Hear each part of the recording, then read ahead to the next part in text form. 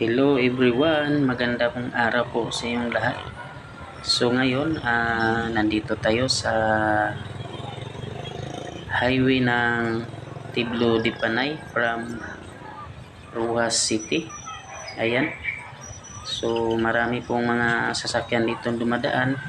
Yung iba papunta ng Iloilo, yung iba naman papunta ng Rojas City. So andyan din yung ating mga kapulisan nagbabantay kasi pinapara nila yung mga nakamotor na single, no, kung meron ba silang mga lisensya o wala.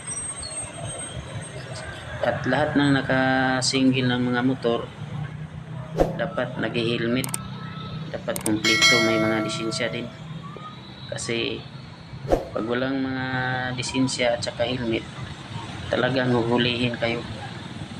So ayan lang ang ma-share ko sa inyo mga lots. So ayan naman, oh, mayroon tayong nakikita na bahay kubo nakakarga sa lakyan. So ayan mga lots, no, punta ng ano yan, siyudad ng Rojas City. So mega lots shout out po sa mga rider dyan. So ayan, ang ganda ng araw ngayon. So ayun mga lots, hanggang dito na lang. Marami pong salamat sa iyong pagpapanood. Thank you.